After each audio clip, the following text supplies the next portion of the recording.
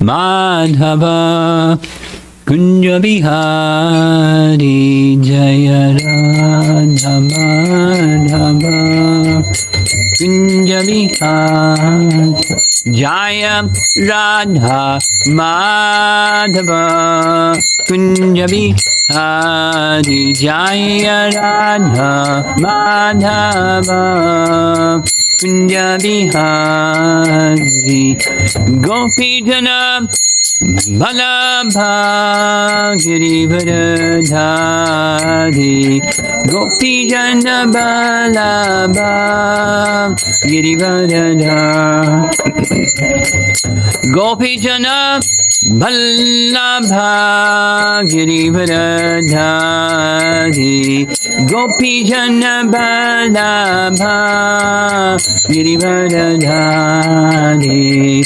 Yasodanandana Brajajanarandana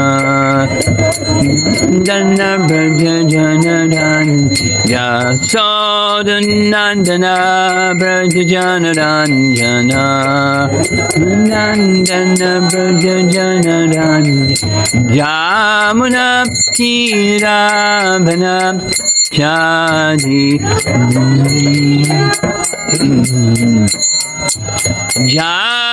Jamunatira Manachadi Jamunatira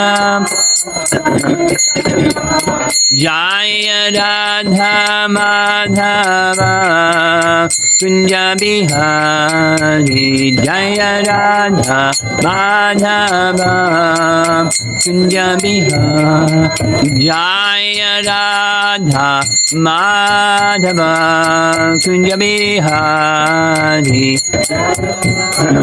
Madhava Kunja Bihari Gopi Jana Vallabha Girivardhari Gopi Jana Vallabha Girivardhari Gopi Jana Vallabha Girivardhari Gopi Jana Vallabha Girivardhari Yasodanandana Brajajanarandana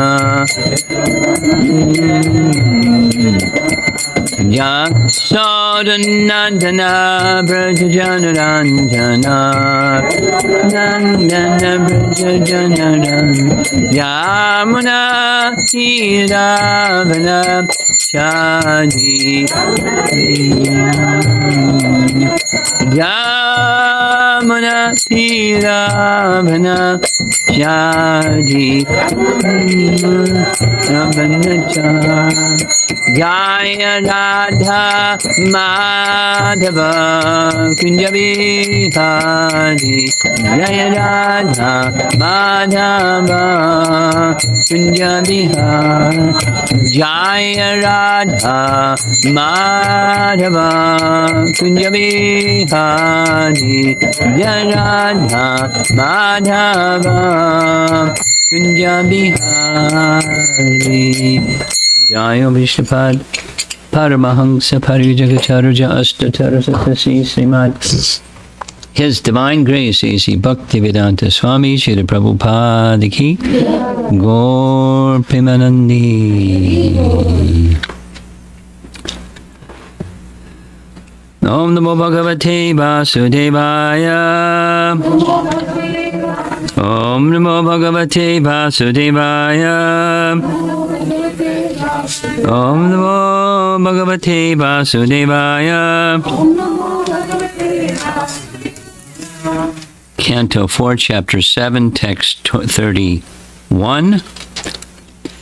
Lord Brahma is offering his prayers to Vishnu at the sacrificial arena that was set up by Daksha after the big mess. The Daksha Yagya proceeded, and they invoked Lord Vishnu to come. He came. They're offering prayers. Last time we had this discussion, it was Bhrigu offered his prayers this morning. It's Brahma offering his prayers. Lord Brahma said, My dear Lord, your personality and eternal form cannot be understood by any person who is trying to know you through the different processes for acquiring knowledge. Sounds like Brahma's prayers. Jnane prayasa udapasya. Your position is always transcendental to the material creation, whereas the empiric attempt to understand you is material, as are its objectives and instruments. Purport by Srila Prabhupada. It is said that the transcendental name, qualities, activities, paraphernalia, etc. of the Supreme Personality Godhead cannot be understood with our material senses. The attempt of the empiric philosophers to understand the absolute truth by speculation is always futile, because their process of understanding, their objective, and the instruments by which they try to understand the absolute truth are all material. The Lord is aprakrita, beyond the creation of the material world. This fact is also accepted by the great impersonalist Shankaracharya, Narayana Paro Avyaktat Andam Avyakta Sambhavam. Avyakta, or the original material cause, is beyond this material manifestation and is the cause of the material world. Because Narayana, the Supreme Personality Godhead, is beyond the material world, one cannot speculate upon him by any material method. One has to understand the Supreme Personality Godhead simply by the transcendental method of Krishna consciousness. This is confirmed in Bhagavad Gita 18:55. Bhaktya mam abhijanati. Only by devotional service can one understand the transcendental form of the Lord. The difference between the impersonalists and the personalists is that the impersonalists, limited by their speculative processes, cannot even approach the Supreme Personality Godhead, whereas the devotees please the Supreme Personality Godhead through his transcendental loving service. Sevan Mukhe, he, and there's a colon, due to the service attitude of the devotee, the Lord is revealed to him. The Supreme Lord cannot be understood by materialistic persons, even though he is present before them. In Bhagavad Gita, Lord Krishna therefore condemns such materialists as mudhas. Mudha means, quote, rascal, unquote. It means other things, but that's Prabhupada like that meaning. It is said in the Gita, only rascals think that Lord Krishna is an ordinary person. They do not know what Krishna's position is, or what his transcendental potencies are, unquote. Unaware of his transcendental potencies, impersonalists deride the person of Lord Krishna, whereas the devotees, by dint of their service attitude, can understand him as the personality of Godhead. In the 10th chapter of Bhagavad Gita, Arjuna also confirmed that it is very difficult to understand the personality of the Lord.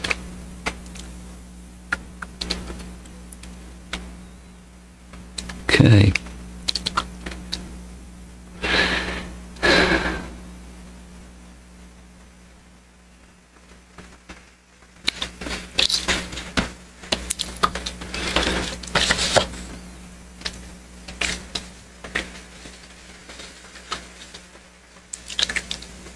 It may seem a little incomprehensible, maybe even a little disturbing. The Vedas are absolute. They're not different than the personality of Godhead. And the Bhagavatam is saying, leave those aside and leave those aside and leave those aside, although it's from the Vedas.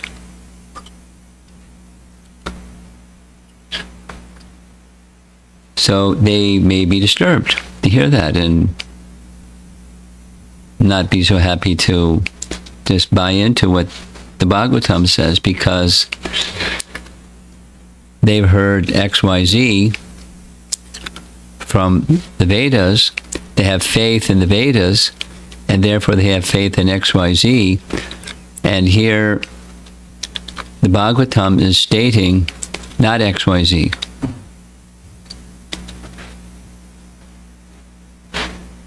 So it's, for some it's troubling.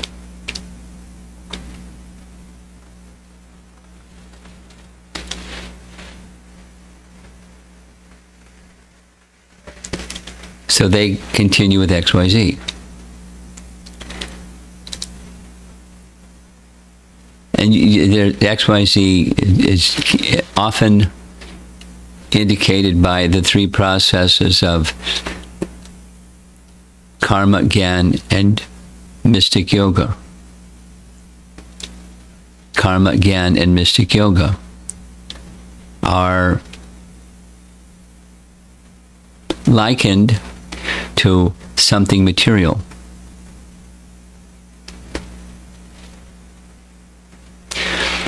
It's not something material, provided the connection with the source is clear. And the connection with the source in the high that's yoga. And Prabhupada writes, I'm sure you're familiar with the term yoga when connected with karma yoga, gyan yoga, and dhyan yoga. It's appropriate to add the word yoga to those three when there's some trace of bhakti. Minus the trace of bhakti, you can't say gyan yoga, karma yoga, dhyan yoga. People can engage in meditation. People can engage in cultivation of knowledge.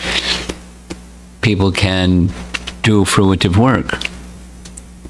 But there's no yoga if it isn't connected to the personality of Godhead. Like in Ishopanishad, the vidyam cha chayas tad vedo bayam saha. There's these two processes, the cultivation of knowledge and the cultivation of avidya, or ignorance. The cultivation of ignorance is minus the connection with Krishna, or minus that yoga link connection with Krishna, because that's what yoga means.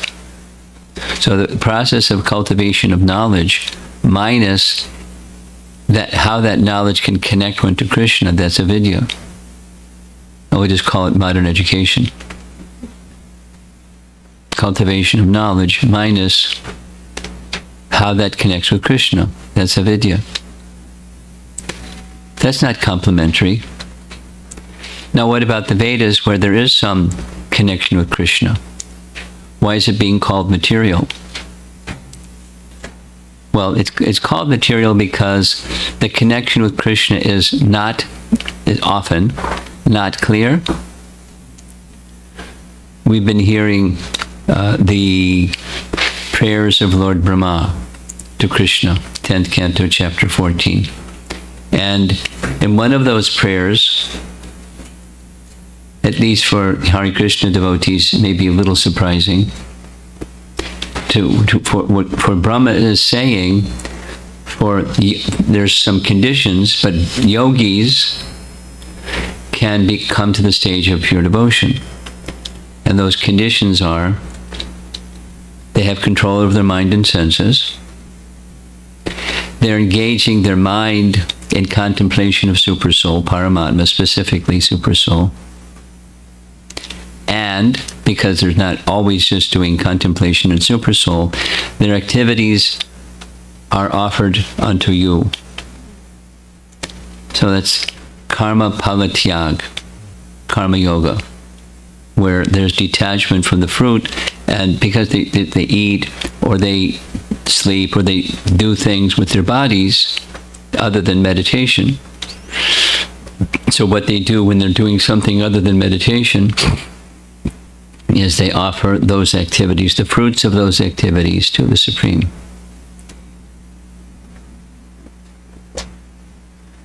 And Brahma says, such a person can achieve perfection. There's a very similar a comparison between that one verse of Brahma's prayers to the process that Kapila Dev describes to Devahuti. Everyone knows Kapila Dev taught Sankhya philosophy. And Sankhya philosophy, Mayavadis, they also like. The Sankhya philosophy, in one sense, is the unfolding of material creation, and how from the subtle comes the grosser, and then the grosser, and the grosser, and then the pieces put together by Lord Brahma makes a universe. So Kapila Dev's an incarnation. So why is he just teaching philosophy, Sankhya philosophy? He's not just teaching. Sankhya philosophy has steps.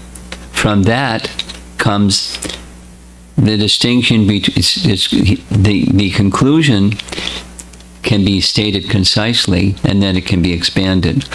Distinct from matter is the soul. The soul then meditating on the Supreme Soul, that's this verse of Lord Brahma, meditating upon the Supreme Soul, and then engaging in activities in devotional service.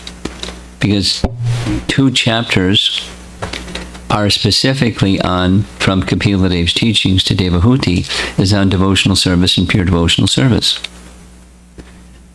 So Sankhya leads to pure devotional service if the Krishna connection is clear. When the Krishna connection is clear. And that's what Kapila Dev is teaching. He's teaching pure devotional service. He's teaching Sankhya, where the intellect is discerning this from that, because that's a function of intelligence, is discriminate this from that. So there's different elements, and how the different elements unfold, and how the puzzle pieces fit together, you get the big picture of creation. And then behind the puzzle pieces that fit together in such a way it makes creation, who is behind it? What moves the creation is the soul. Behind the soul is the super soul. Behind the connection, avideya, is the activities of the soul in relation to the super soul, connecting matter to the super soul, offering the results of activities unto the Supreme. And that's just a seed, that's a bhakti seed in karma yoga or karma palatyag, offering the results up to Krishna. And in that verse in the 14th chapter, Canto 10, hearing topics about Krishna. Hearing topics about Krishna. So we're engaged in, one might say, all of that. We're hearing topics about Krishna. And that's what carries one to the stage of perfection. And then there's other things that are byproducts of that, or may assist one to come to that stage of perfection along with hearing. Supposing you hear, but you make no effort to focus your mind on Krishna, what's going to happen? It can be a really slow process. But when cleansing takes place from hearing, Chaita Darpana Marjanam, cleansing takes place, the mind becomes cleansed by hearing. Then where does the mind go if the mind is cleared or cleared? There's an effort, a bhakti effort. There's a meditation effort that has a tinge of bhakti, and there's a really strong bhakti effort that includes a subset of which is meditation. Madgatena antaratmana. Antar atmana. That's super soul. Antar atma, the soul within, the supreme soul within. Madgatena antaratmana. The gati, or the goal, is antaratmana. And mud, the mind going there. So yoga practices that. Again, that verse from the 14th chapter of Canto 10. Yogis that have control of the mind and senses direct their mind to the Paramatma feature. Their activities are dedicated to you, to Krishna, and they engage in hearing topics about you. They may achieve perfection. It's not like a mechanical guarantee, but they may achieve perfection. So there's gradations, like a seed that's sprouting and unfolding and then maturing and then perfection.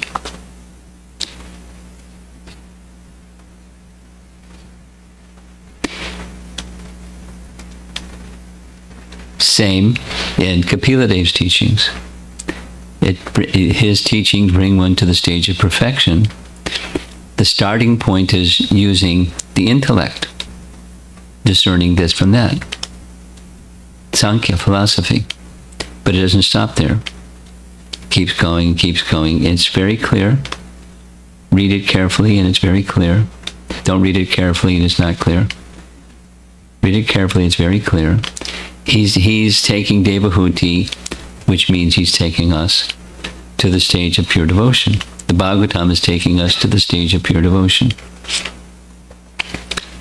This prayer of Brahma is echoing the longer set of prayers from Brahma Samhita, that one cannot understand your form, one cannot understand your opulences by any of the processes that are recommended in the Vedas. Well, gosh, then why are those other processes recommended in the Vedas? To begin with. It's really easy. Some persons aren't ready to take shelter of Krishna. Like a lot of people. Souls come to this material world because of that reason. They're not inclined. If there was only one thing, it's like they close the book. They wouldn't even open the book before closing it. So what about those people? Then there's a gradual process. Lifetime's worth of gradual process. And that's why those things are there. And so it's not wrong that they're there. And it's not wrong to say they're insufficient. They're insufficient to reach, alone, they're insufficient to reach the goal. So what's the goal? Those that have that insufficiency, they don't know the goal. They may, through purification over a course of time, discern the goal. We discussed this yesterday. Raghuనంdan asked a question about hearing these prayers of Brahma, because that's what we've been doing. I feel that we're more fortunate than even Brahma, which is like, that could sound pretty brash. But how is it that one feels that? Because Brahma received the Vedic knowledge, and within the Vedic knowledge are all these things that are saying that alone they're not sufficient to reach the conclusion, but it's part of the Vedas, and it's part of what Brahma has.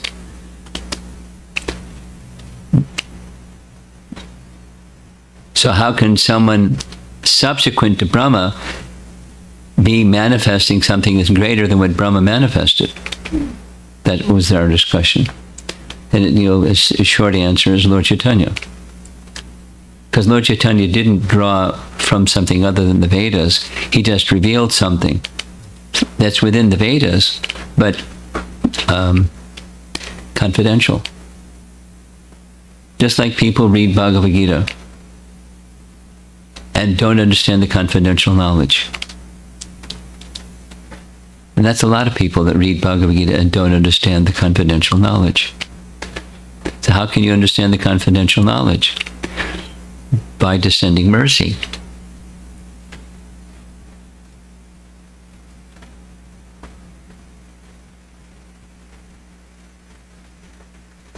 During one of these home visits, somebody came forward after the program and said their son has spent 1 year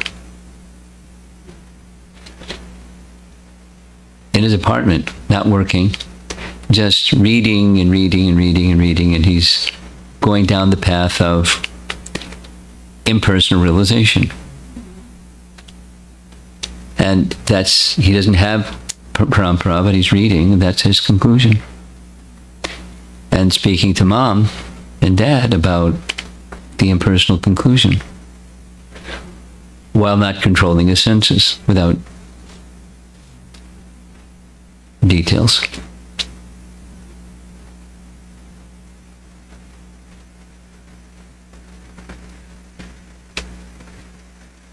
It's the same Vedas, and there are processes within the Vedas that say the Gyan process seems to be attractive to this person or others, but it's not going to bring one to realization of what Brahma is saying here. Lord Vishnu, it's not Krishna, but it's Lord Vishnu's form and his paraphernalia and qualities. Mentioned in the verse, specifically also,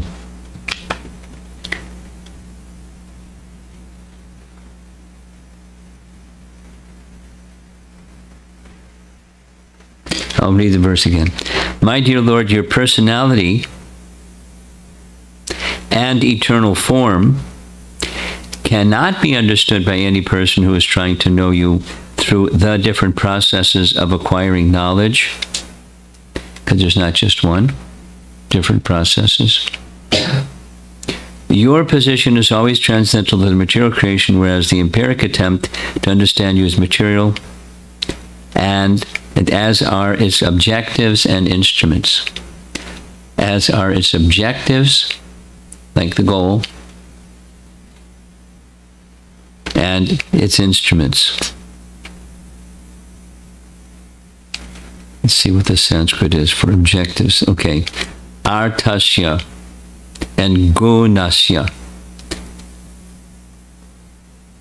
The objective or objectives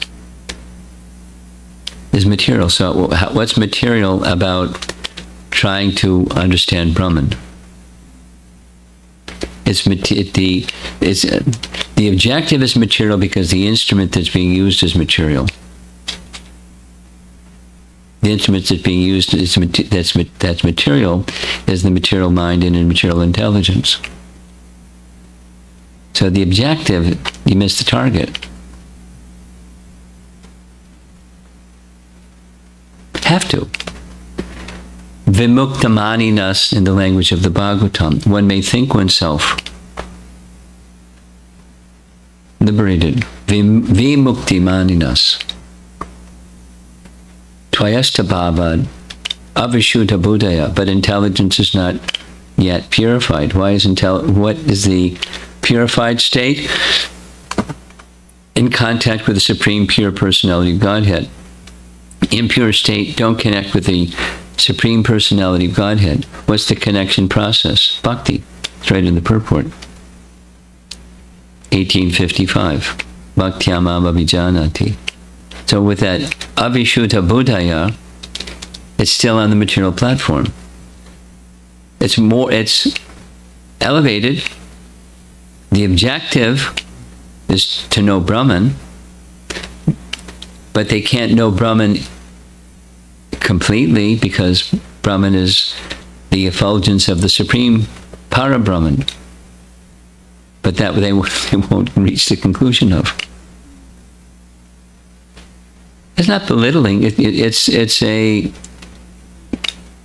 transcendentalist, one who is striving for that, and one who may rarely attain that. Not likely, not easy, many lifetimes, but one can attain it it's incomplete. And then aruya krishena param padam tada. It's not maybe they'll fall. They'll fall because there isn't shelter. What's the shelter? The shelter is the lotus feet of the personality of Godhead, means the medium of service. That's what those who are at the lotus feet of someone does. They serve. That's the meeting. At the lotus feet of. It's the mood of service. Always. So no shelter, they fall. Go up, up, up, up, up, up. No shelter, fall. So the objectives and instruments, the means to achieve the objective. The empiric attempt to understand you as material, the attempt to understand you as material, as are its objectives and instruments. The empiric attempt is material. The empiric attempt is material. Means negation. Not this, not this. And when you're left with, after not this, not this, what's left? The method is material. Okay, it's not this. What is it? Well, it's not this. And what's this? It's not this, it's Brahman. Definition is not this. The method is material, the objectives are material, and the instruments are material. And that sounds like, that's pretty judgmental. And people don't like judgmentalism these days. You're not supposed to be judgmental. It's not being judgmental, it's just a scriptural fact. And Brahma knows because he's the most intelligent person in the universe. And he has this realization, which he expresses in those prayers, chapter 14, canto 10. Nice section. So that's the negative. Then what's the positive? The positive is devotional service. And he has these realizations because of devotional service. And because of his devotional service, the circumstance is there's a yajna. And Lord Vishnu came. So that says something. Maybe a yajna is a nice way to get Vishnu to come. Well, he didn't come because of the yajna, because lots of times people do yajnas and Vishnu doesn't come. But sometimes he comes. In Brihad Bhagavatamrita, there's a really fascinating description. It must be described elsewhere in the Vedas.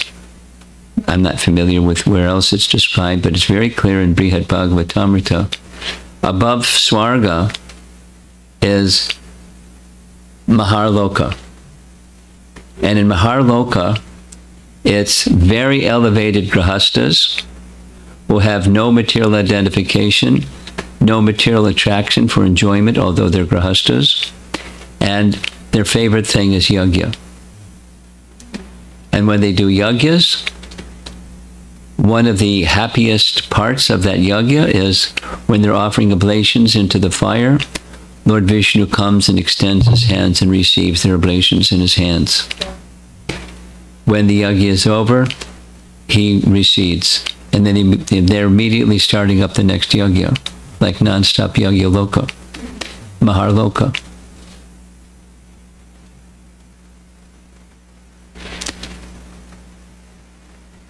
Vishnu may come when yajna is performed. It's described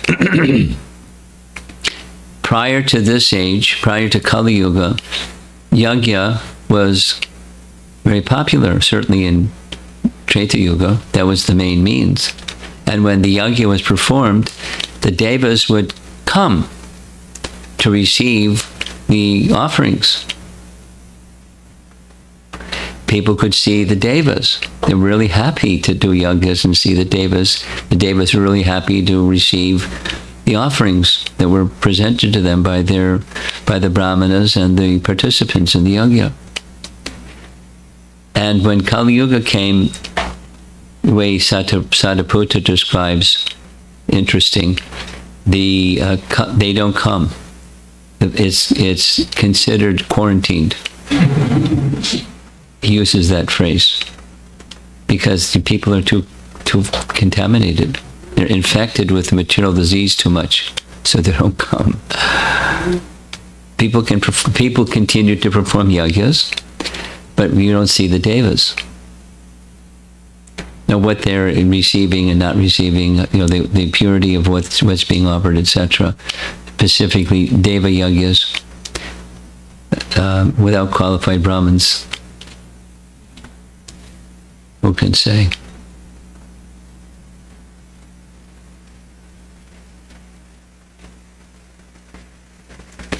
The intention is important, purity is also important.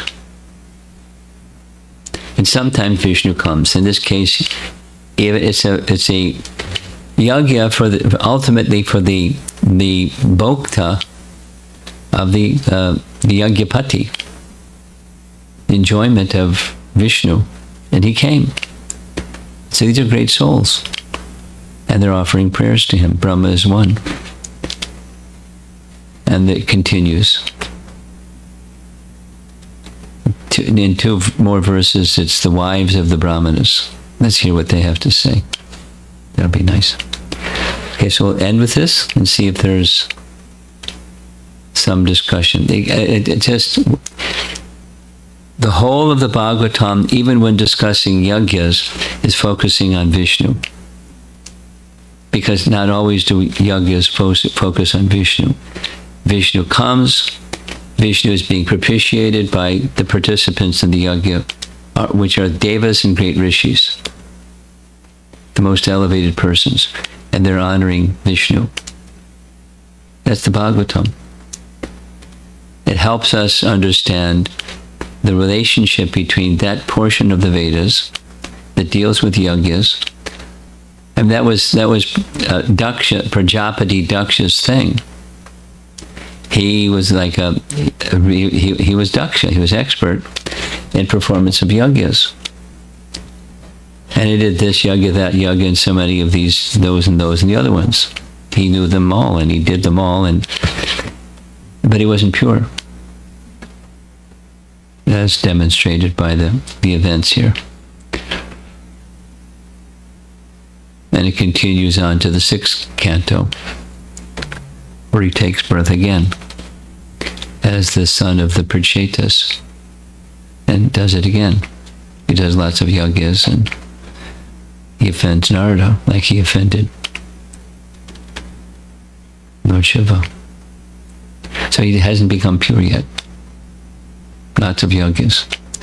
What makes one pure? It's the bhakti principle. And there's a journey, and there's steps in the journey, and steps are fine because it's when the goal is very well defined, one can be very enthusiastic, although it's a journey.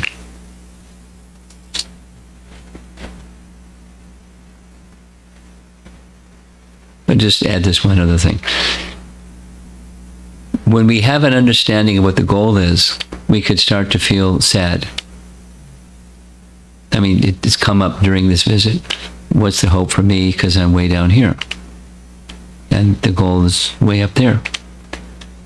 And, even this one, that one, they have their troubles. What to speak of me?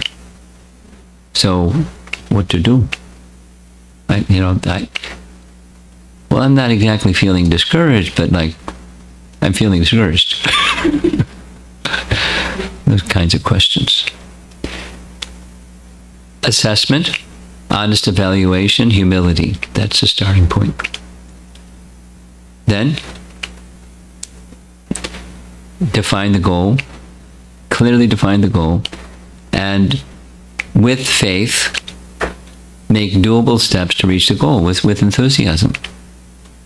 And however long it takes, that's how long it takes. And one makes little steps and continues to make little steps because the goal is defined. And one of the things that helps me keep the goal in mind is association with devotees and hearing. That sound vibration cleanses and reminds us of what we've forgotten. So we keep sadhu sangha, we keep hearing, and dedicated to the goal. It's really easy to get distracted. It happens all the time. It's okay.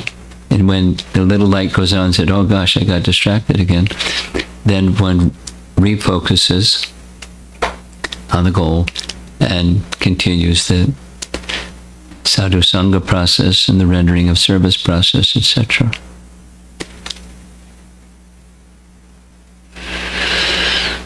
Okay, discussion? I saw Mahamantra's hand. Let's see what he's got in his mind. Hare Krishna Guru Maharaj. The path of going down on the path of scholarly... The path of what? The, jnana. Jnana.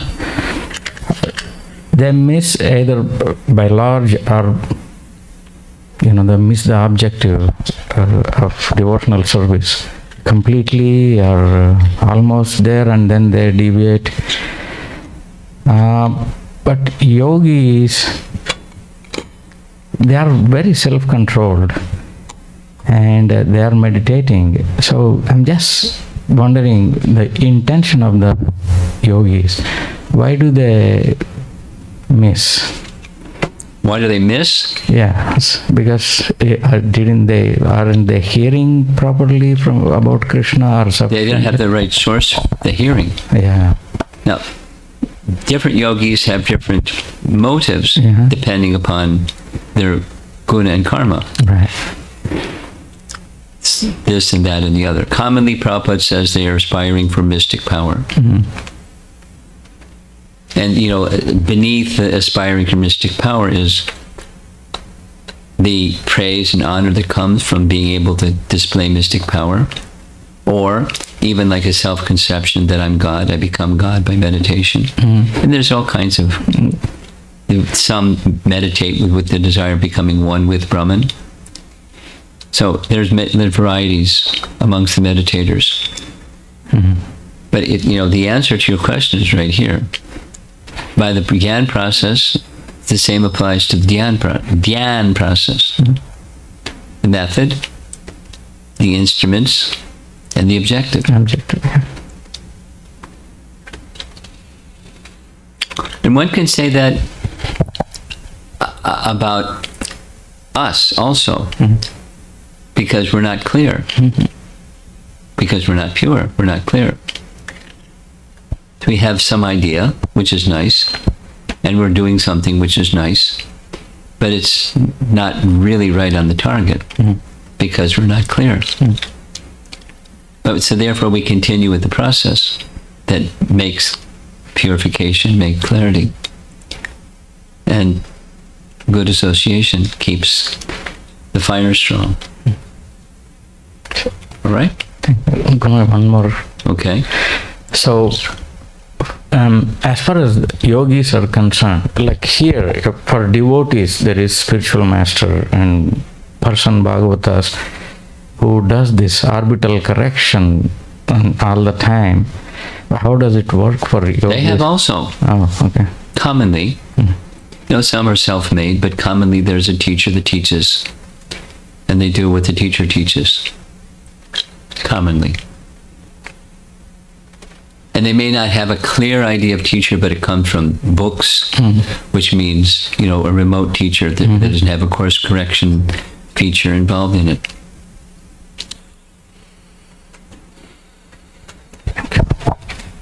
Others?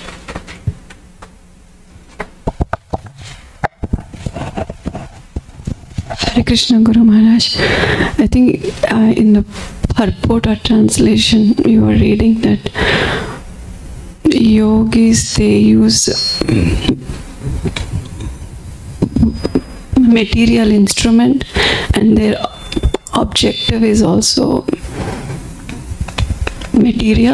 Three things. Method, objective, instruments. And how it is different when we practice. We also use... We are in the mixed position. Yeah. But fortunately, because of disciplic succession, within that mix, there's bhakti. And bhakti, by essence, is pure. Bhakti is pure, shuddha. Right? Yeah. Bhakti, our consciousness may not be pure. Not maybe. Our consciousness is not pure. But bhakti itself is pure. And we connect with bhakti, and we stay connected with bhakti. Bhakti means, in essence, try to please Krishna. Try to please Krishna. And how to please Krishna? Through pleasing Krishna's devotees. That's pleasing to Krishna. Displeasing to Krishna is we offend the devotees. So we don't offend the devotees. So we hear from the devotees. We try to please the devotees because that pleases Krishna. And that brings further purification from the mixed to the unmixed. When we chant also, it's a holy name when we use our material tongue and everything. So we are also using material instrument, but we are able to reach that. This question is asked at the beginning of Canto 10, Chapter 87. And it's a really far out chapter. To keeping it really simple, really complex, like really high level. Shukadeva Goswami is asked a question by his Maharaj Parikshit. Keeping it simple. My consciousness is fixed. I'm ready for the snake bird or whatever it is. Let it come because my consciousness is fixed. Oh, but I have a doubt. How did I get here? Because I was using something material, my ear. And you were using something material, your tongue. So how did it get to the spiritual place? By using something material and something material. Please explain. Longest chapter in the whole Bhagavatam, made simple. But there's details and details. And that is everything has its origin in Krishna. Thus, everything has its spiritual dimension or spiritual feature. When the tongue is used to glorify Krishna, the ear is used to receive those glorifications of Krishna. The spiritual feature is restored.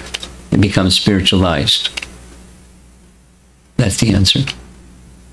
So it's not just using something material to get to a spiritual place. It's spiritualizing. Clear?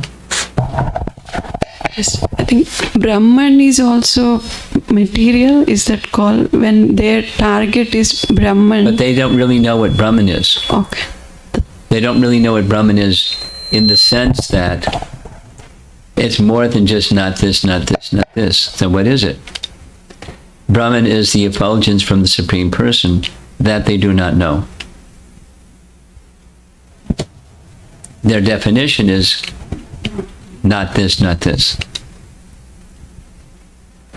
It's quality-less, formless, something that, less.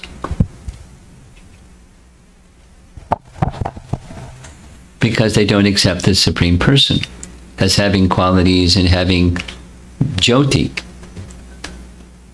and etc. They don't accept. Because their process is the neti-neti process, negation. So even their understanding of Brahman is not fully spiritual yet. Its target is towards spiritual. And those that attain it, the rare personalities that attain it, there's no shelter there, and so they can't remain. Okay? Behind you. Hare Krishna Maharaj, I have a question. How do you balance making progress while being true to yourself and understanding where you're at, and also not feeling guilty about where you should be or could be? Classic question. Thank you. Take the microphone from her.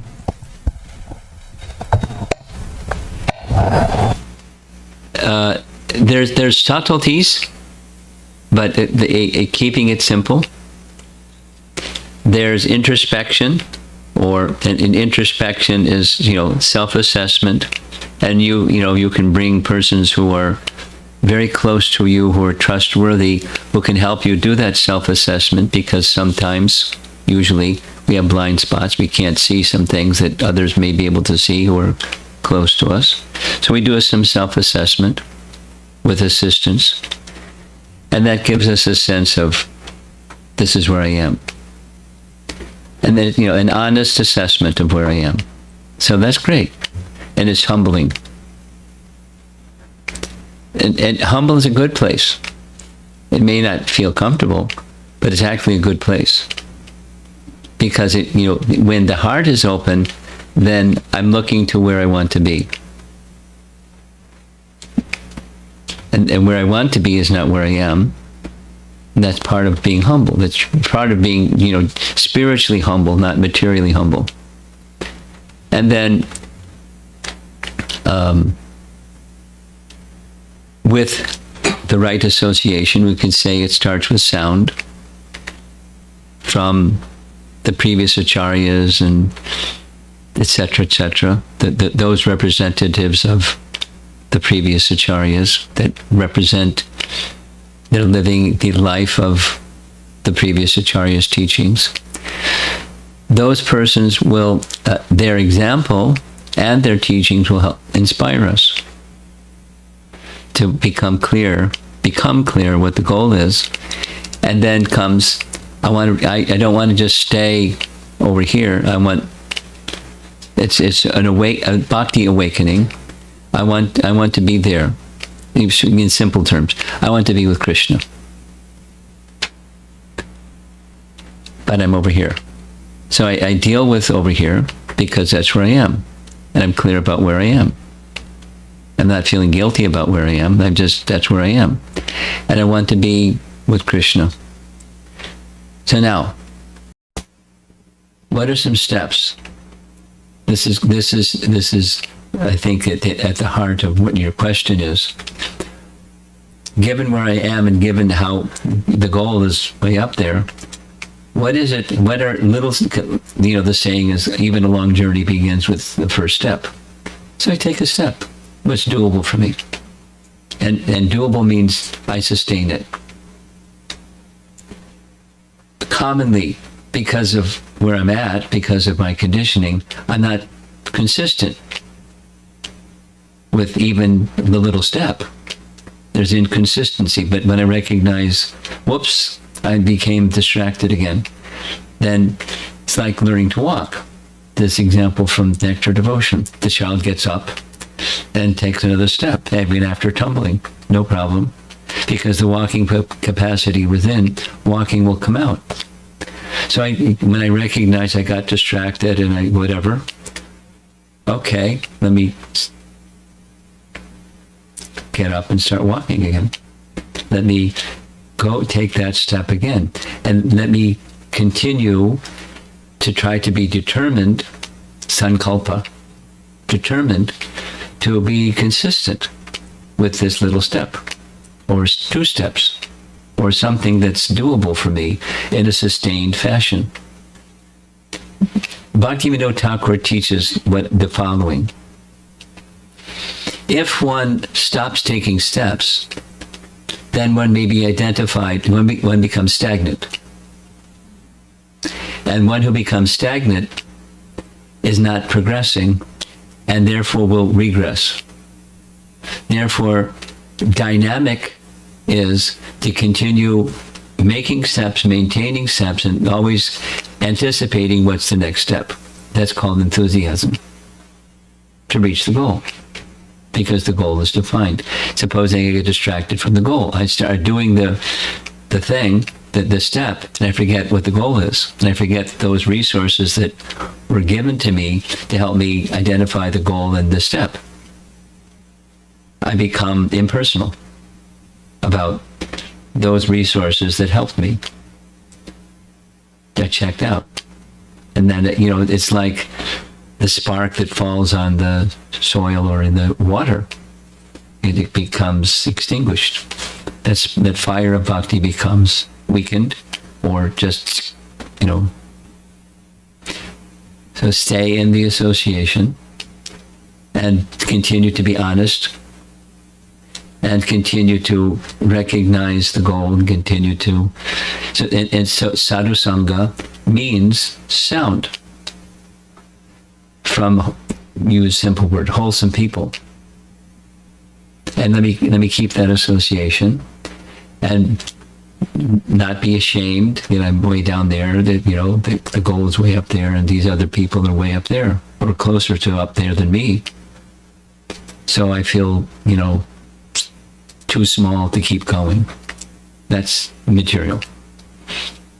Just be accepting, and others that are wholesome will accept this is where I am, or this is where he or she is, and accept and continue to encourage. And that's the kind of association that will gradual elevation, however long it takes.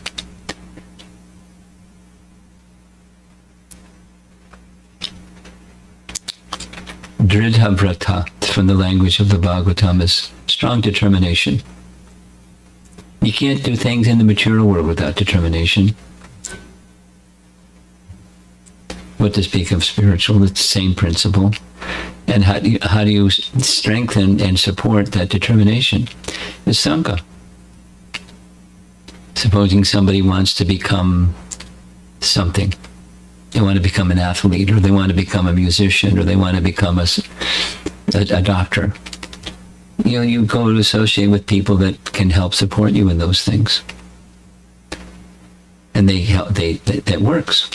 A good trainer for an athlete, or whatever. A good music teacher for somebody who wants music. A good art teacher for somebody who likes to draw, etc. So keep good association. Consciously keep good association. That's just accepting of where I am. And they'll just encourage me, but they won't stop accepting me for where I am. And I feel inspired. I feel accepted. I feel recognized and accepted and understood. And I want to continue.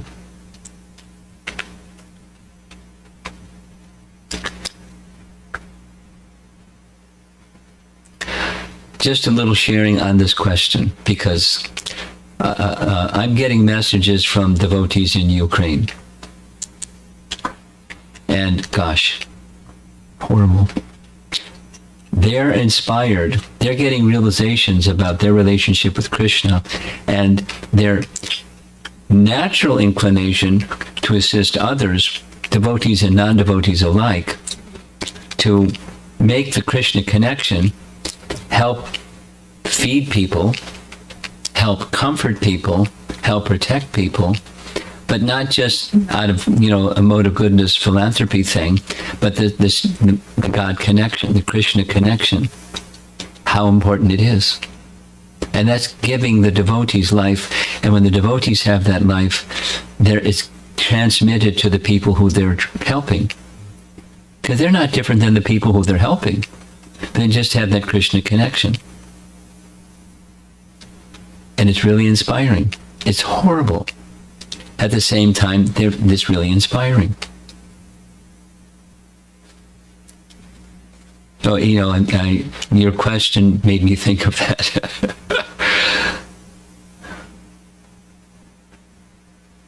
Really tough. Okay. All right. With your question. Anything else up front?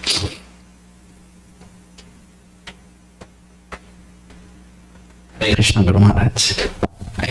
I was thinking about yesterday's Raghunandan Prabhu's question. Lord Brahma, till he submitted himself to Lord Krishna, he could not understand, he couldn't realize the Vraja Prema. The where even he submitted himself, but he did not get the Vrajaprem. But He did not get what? Vrajaprem, but he had Vrajaprem. Yeah, okay. But he got the realization what it takes. So submission to an acharya, at least we get the realization. That's what I understood, that if you take the shelter of our disciplinic succession, you will get a realization of what Rajaprema is. Yeah, you get, well, at least you get a notional understanding. Right. And then the understanding comes from experiencing it. And the experiencing it is made possible by association with those who have it. And therefore his prayer is, I think the Bhuri Bhagya, the greatest benefit I could achieve, is this life or some other life taking a birth in whatever form so I can get dust from the feet of these devotees. That means, being in service to them. And that's our teaching. That's the Bhagavatam's teaching. That's our Gaudiya Vaishnava teaching, because Lord Chaitanya's teaching is the Bhagavatam teaching. And, again, we're not there yet. Brahma wasn't there yet. But he wants the mercy of those persons. We should want that mercy of those persons. But we're not there yet. Even Lord Krishna cannot give the Rajaprem to Lord Brahma. He can do anything. There's nothing that he can't. He invests that power to his devotees. That's like, he gave that position to Potomac. He can give that, but it's very special. That's the exception, and then there's the rule. And the rule is he invests that power in his devotees, and they give. And they're willing to give. They're willing to give especially to one who wants. Okay? Thank you, Maharaj.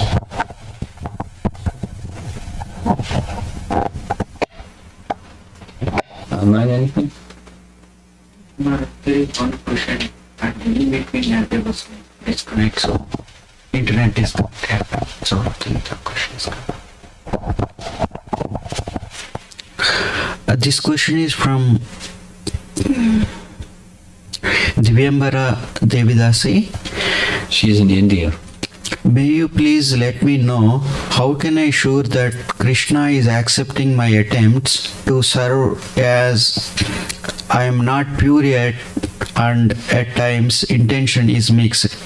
As you mentioned that in yajna, intention and purity are important. Well, how can you know? Two main reasons, or two main barometers, measuring sticks. One of them is faith. And based on faith, then you can know. Without faith, you won't know. Based on faith, you'll know. Because you have faith in Scripture, and if you're following Scripture, your faith will tell you what's being accepted, what's not being accepted. Or the faith can be wavering, just like our internet signal. And a second answer is right in the Bhagavatam, a celebrated verse often quoted by Prabhupada, Bhakti, Parishanubhava, Viraktir, Anyatra Cha. Those three measuring sticks. The Para Isha Anubhav,